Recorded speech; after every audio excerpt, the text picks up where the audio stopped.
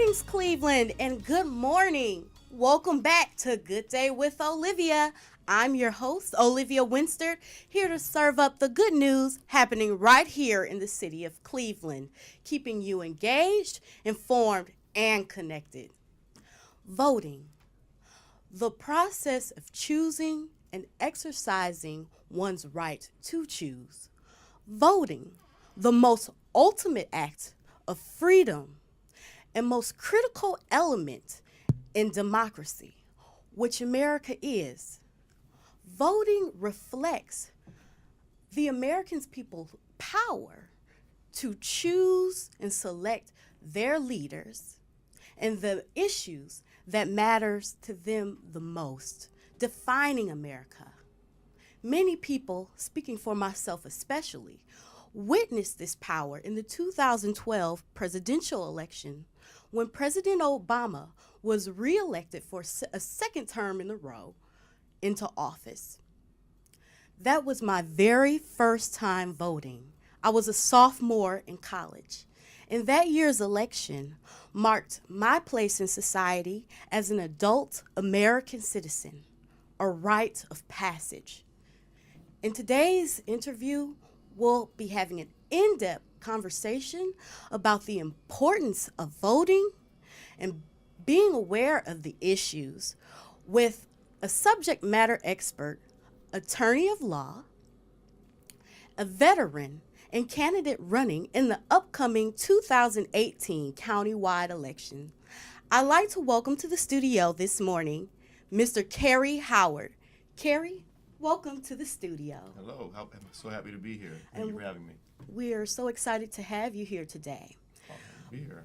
Before we get right into the topic, let's get to know you. Sure. Where are you from? So I'm from Youngstown, Ohio. I came to Cleveland for law school in 2004 after working out after I got out of the Marine Corps and then working in Southern Ohio. I came to Cleveland. What high school did you graduate from? Cheney Cowboys. Jane Cowboys. Yeah. And how long have you been here in Cleveland? Since 2004. 2004. And what is it that you do for a living? So I'm an attorney. I went to like I said, I went to law school in 2004. After finishing law school, I became a prosecutor for the city of Cleveland, and I was a prosecutor for about 10 years, a little more than 10 years, and now I'm running for judge. Do you have family here in Cleveland? I do. So when I moved here, I didn't know it. That I had a cousin who was up here from my mom's side of the family. Then I've had some other family who moved up here sometime before me and after. So I do have some family here. Let's talk about your work Okay. and the service that you've done throughout your career. Let's start with your military service. Can you talk about your area of service in the military? Yeah. So after I graduated high school, I went to the Marine Corps, and everyone's not ready for college when you get out. And I was a kid who had some some rough edges, and the Marine Corps was I knew I wanted to go into the military, and so I went into the Marine Corps, and my primary job was food service. Okay, so I can cook. Okay, I can cook. I can cook very well. I'm a little arrogant about my cooking, but so you go to the Marine Corps, and I deployed. I saw the world. I went to South America. I did a tour over in the Mediterranean, so I went to different countries over there, and on an aircraft carrier, the USS America, with my Navy brothers and sisters, and we had a good time. And how did you get involved in the military? Who influenced you? How did you get involved? Was your father in the military? Well, I come from a military family on my mother's side. My grandfather, who was a huge influence on me, he's a retired Air Force. And I've had uncles, my grandmother's brothers were Army. And, it's a good place to go to get a skill, to grow up. And I love being in the military so much that after I finished law school, I went back into the military. I'm in the Air Force Reserves now. So I was an enlisted Marine. And now I'm a captain in the Air Force Reserves. I'm a JAG officer in the Air Force. Wow.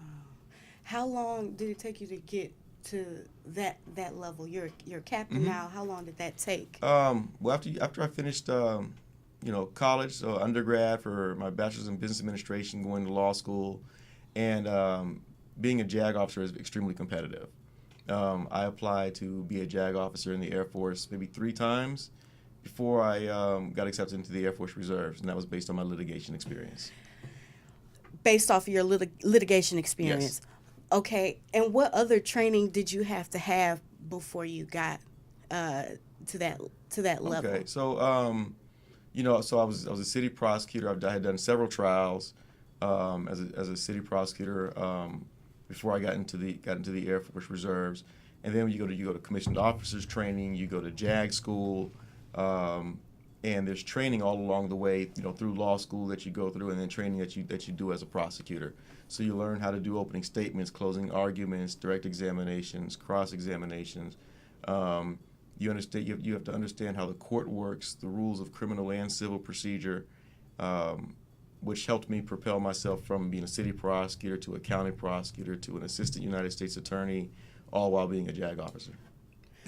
Now, as a JAG officer, what exactly is your duty? I'm glad you asked. A lot of people don't know. They think JAG is like the old. There's an old TV show JAG. Okay, it's not like that, but I do appreciate the drama surrounding the TV show. But as a JAG officer, my responsibility is to provide legal advice to the base commanders, senior civilian leadership. We advise service members, retirees, and their dependents when they come in with legal questions. A lot of times it's around estate planning, consumer law. I advise base commanders on taxes, land use, contracts. I was in Turkey last year at the Incirlik Air Base, and I did a little bit of everything out there, and some international contract work as well. Your service in the legal system. Mm-hmm. Let's go a little more Sure. in depth about that. Your title in the legal system again. Could you go over that? You're an attorney. I'm an attorney. What is your role? What area of law are you serving in specifically? There are a lot of areas of law. So I was specifically, right now I do criminal defense work.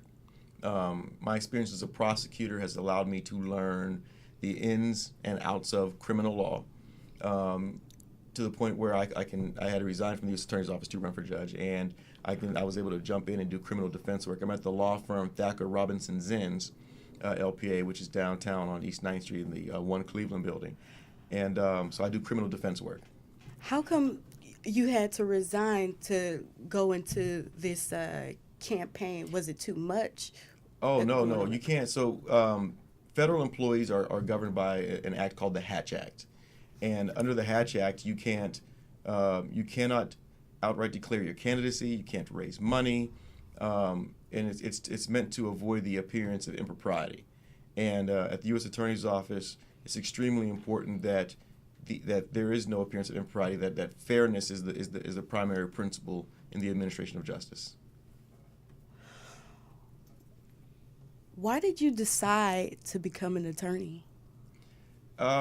It's funny because you reach a point in your life where you don't really know what else you want to do. After I got my bachelor's degree, and let me back up. Before I got my bachelor's degree in business, I wanted to do computer programming. Okay, so I started there and I realized that wasn't for me. So I switched to business, and I had children. I was married. I had twin boys, and I had a daughter, and it wasn't the jobs weren't there. I was applying for work, and the jobs that I was being offered wasn't enough money for me. I was working in the prison system at London Correctional Institution, where I was a food service manager, and I needed to do something more. I didn't really know what I wanted to do. So a degree in the law is a very versatile degree that you can use doing different things. There are some people who go to law school, and they don't take the bar exam, so they don't practice law. But you do. You can do a lot with the degree, and I decided that I wanted to be a litigator after I was on the Cleveland Marshall College of Law trial team, and I was like, this is my niche right here. I like litigating. I like being in court. I like talking to people, and I had to find a way to marry that with serving the public. What has your career been like serving in the legal field? What is your experience on a daily basis, or when you look back? What has that experience been like for you? I tell you, it's been amazing. Coming from where I come from, I thank God every day that I'm an attorney. I would have never imagined myself not just being an attorney, but being at the level of where I am. Having been a prosecutor for the city of Cleveland, a prosecutor for Cuyahoga County, an assistant United States attorney, a JAG officer in the Air Force Reserves, I have a career that I think that a lot of people would aspire to have. And I've had fantastic mentors along the way. Like I said, my grandfather, was very inspirational in my life. My grandmother, my mom, my Chief Magistrate Greg Clifford, the Cleveland Municipal Court. You meet people along the way who help build you up, educate you on not just being a good attorney, being a good human being, and being a fantastic professional. Absolutely. So it's been this has been a great ride. That's really encouraging to me, especially. I'll be taking the LSAT exam this summer in June. Okay. So I'm preparing for that next step in my service journey as well. All right. So that's very, very encouraging. Well, congratulations on making that decision. Thank you. Yeah. Now let's talk about your service in the city of Cleveland specifically. Mm-hmm. What have you done in Cleveland? So, I have a mantra of service. Okay, and I can tell you about my background. So I've mentored young people who come from similar backgrounds to mine, turbulent homes. And try to expose them to things that they wouldn't have otherwise been exposed to. So I've mentored young people. I've done pro bono legal work. I've saved a couple homes from foreclosure. I have helped battered women obtain divorces, uncontested divorces, so that they can move on with their lives. I have, when my phone rings and someone needs help, I get phone calls someone asking me to mentor their son or daughter, or someone asking me for legal advice, and understanding that everyone can't afford an attorney. You get phone calls just from people asking you to be a mentor. People call you just for mentoring advice. Yes. Yeah. What brought your service to Cleveland, and how do you connect with the Cleveland community? Okay. So I'm from Youngstown. And Youngstown, I call Youngstown Baby Cleveland. Baby okay? Cleveland. And there's a lot of similarities from with the people in both Youngstown and Cleveland. And it's the people who live in a community that I think that genuinely want the best for their community. And when you coming into Cleveland in 2004 to go to law school, I started volunteering, networking, and slowly but surely just started to find my place. And that's what's kept me here, is when you start a life of service, you don't really want to leave it, because there's always more work to be done. I want to make my contribution to that work to be done. Let's talk about the race. Okay. Is this your first time running? This is my first time running. Yes. And what are you running for? I am running for Cuyahoga County Court of Common Pleas. A lot of people say, well, what ward, what district? It's a county-wide race. So all the municipalities that comprise of Cuyahoga County, that make up Cuyahoga County, everyone can vote. And so the Common Pleas judges serve the entire county of Cuyahoga. What is Common Pleas? Okay. The Common Pleas Court it's a trial court where the court tries felony offenses. Felony offenses are crimes that carry a term of imprisonment of over 6 months, and takes civil cases of over when the matter involves over $15,000 in money, okay, or damages. And like I said, it's a trial court. So you have the municipal court that does the misdemeanors, and a lot of people know misdemeanors as running a stop sign, minor theft, misdemeanor assaults where there's no serious injury. If there's a serious injury, like say a broken nose, it can become a felony. Thefts over $1,000 becomes a felony.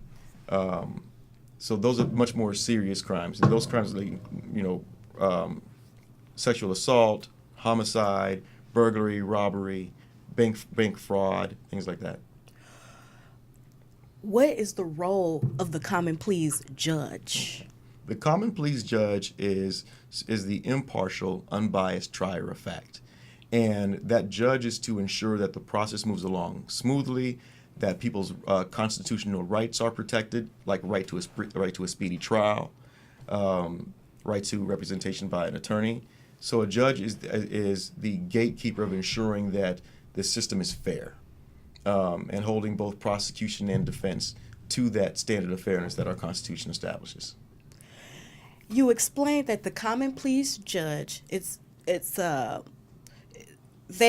common pleas judge serves everyone in Cuyahoga County, Yes. countywide role. Countywide role. Let's talk about how your service and your life experience is relevant to this running.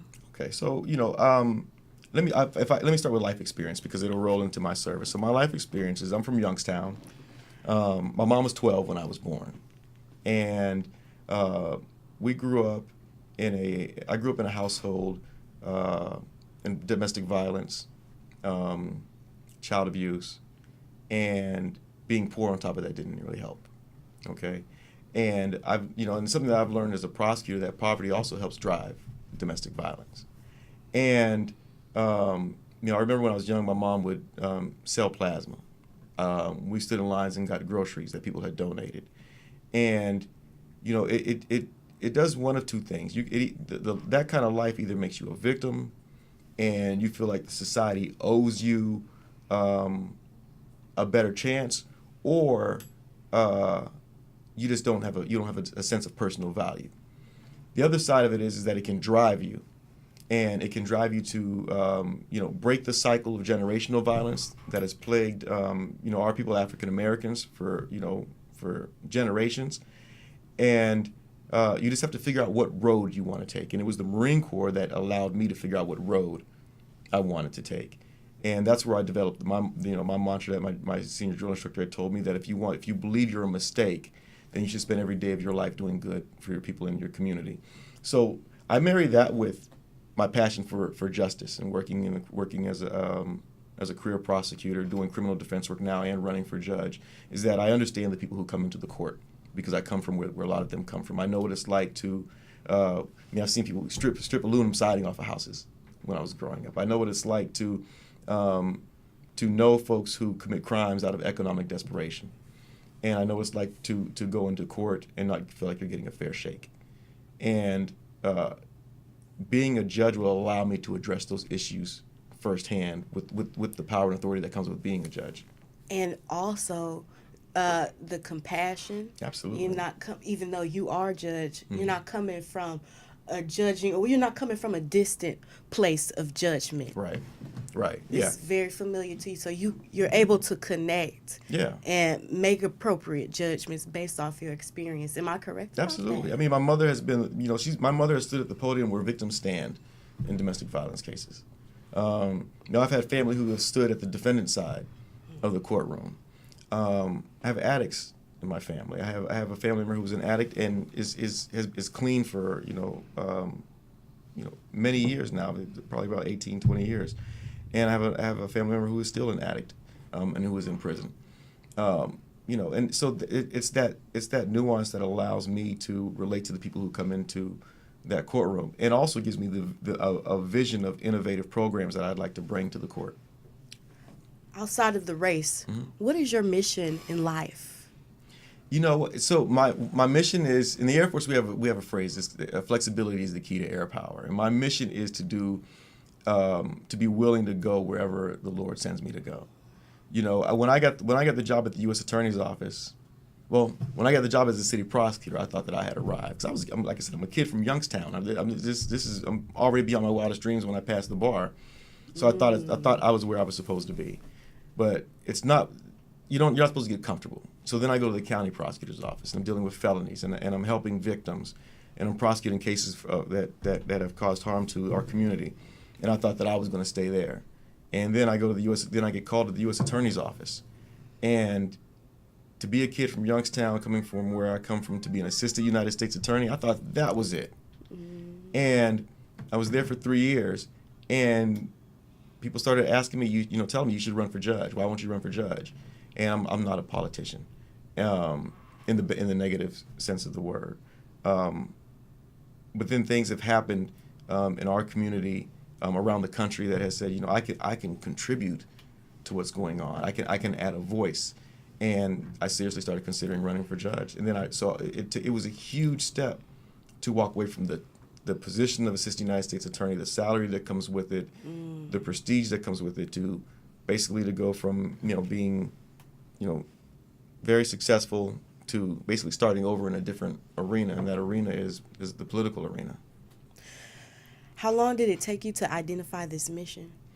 It took me a while. I was in denial very early on, and one thing that I did was I went on a listening tour throughout Cuyahoga County, asking people what they thought about their courts system, its relation to their community, and I found out that a lot of people don't know how the courts operate. They don't know how to vote for judges, and I started, speaking on that. And as I started speaking on it, I found out that not only I know what I'm talking about, but I have a passion for the things that I was sharing with people, and that moved me to actually take the leap forward and to jump out. That leads right into the next question. Let's get right into voting. Let's do it. For the 2018 countywide election, when does voting begin? So early voting starts April 10th. Okay, and what early voting is that you can vote by absentee ballots. You can go down to the Board of Elections, but the primary is May 8th. And for those who aren't familiar with what the primary is, because the primary is when you have, like, for example, in my race, there are several people in my race running for the same judicial seat. There's 4 vacant seats coming up on the Court of Common Pleas. I'm running for one of those vacant seats. And the primary is basically the voters going out and say, out of all these people running for this seat, we want Kerry Howard to go forward. So there are several people running for different positions, state representative of the various districts around Cleveland and Cuyahoga County, and the people will say, this is the one that we want to go forward as to represent the Democratic Party. These are the people we want to go forward representing the Republican Party, and that's why the primary is extremely important. Extremely important. Why do they have the? I'm sorry. What is the name of the period before primary? So you have early voting. Early voting. What's the point of early voting? The point of early voting is so that there are people who can't always make it to the polls, and early voting it provides a means people can vote from home. You can request an absentee ballot, fill it out, and you can mail it in. You can drop it off at the Board of Elections. If you happen to be driving by the Board of Elections, or you have some flexibility in your schedule early on, you can go down there so that you don't have to, on May 8th, you may not be able to make it. Some people work. Some people have childcare issues, and so that people aren't tied to just that one day. Early voting gives people this wide span so that everyone can participate in democracy. Who can vote? Okay, so you have to be 18 years old by the time of the general election. So say you're 17 on May 8th, but you're going to be 18 before November 6th. You can vote, okay, in the primary. Yes, you can vote. You cannot vote on issues during with regard to the primary, but you can vote on the candidates. And the issues wouldn't be on the ballot anyway until the general election in November. Okay. So you can vote if you're 18 years old or older by the time of the general election, Ohio resident for at least 30 days prior to the voting, and if you are not incarcerated or in prison. So what a lot of people don't know that in Ohio, felons can vote. If you have a felony record and you are not incarcerated in a prison or a jail, you can vote. Wow, that's something I was not aware of. A lot of people don't know. I've spoken at Oriana House to felons there and letting them know that you can vote, and they didn't know, and they had a lot of questions, and it was part of the Normanist Minor Bar Association and initiative to go out and start to educate people to vote. How can people register? So you can register online at the Secretary of State website. You can fill out a voting application and drop it off at the Board of Elections. You have to register to vote 30 days prior to the election. So 30 days prior to May 8th, you need to be registered to vote. And same thing, 30 days prior to the general election, you can vote in the general election. And what's the voting deadline, the absolute last day? May 8th is for the primary. November 6th is for the general. And there's an option to vote online. Is that correct? No, you cannot vote online. Okay. You cannot vote online. You can register, but you cannot vote. You can register or update your address online. You cannot vote online. You have to go to your local polling location or just come downtown Cleveland to the Board of Elections. Okay. And why is voting so important? Voting is vital because we have a representative democracy, and it's the way that the people get to choose who represents them. And it's the way that people get to choose putting candidates, putting elected officials in place who share their values. And, there's been a long voting struggle for voting rights in our country, and we owe the people who have exercised their ability to fight for our voting rights, for us to exercise our right to vote. Are there any ideas or thoughts you like to express to people who doubt their voting power? What is your message to them? And can you identify some resources where they can go to educate themselves on the issues so they can make a meaningful selection to them? Some folks have said that they don't feel like their vote counts, and I tell you it absolutely does count. We've had some city council races where the victor won by less than 20 votes. Voting is extremely important. If you fail to vote, then you are allowing someone. It's basically a vote for someone who doesn't share your values when you don't vote. If you want to find out about candidates, the Cleveland Plain Dealer, they ahead of voting, they put a lot of information in there about candidates and issues. For judges, there's called Judge for Yourself, judge4self.com, where you can find out about judges and their ratings. So there are resources out there. Also, going to your local party club meetings, like if you're a Democrat, the local Democratic club meetings, where they talk about the issues. So voting, it's not just a right, but it's a responsibility. Absolutely. You know, I'm two branches of military service. I'm a former Marine and I'm in the Air Force, and I have brothers and sisters in uniform across this globe working for America's interest. Tell the people out there where they can reach you. I can be reached at kerryhowardforjudge.com. That's Karrie Howard FOR Judge.com. kerryhowardforjudge@gmail.com. My phone number is 216-410-2033, so you can contact me directly if you have questions, or you can go to Facebook. You search K. Howard for Judge, and you can post, and I try to be as responsive as possible in the midst of campaigning, so I'm definitely accessible.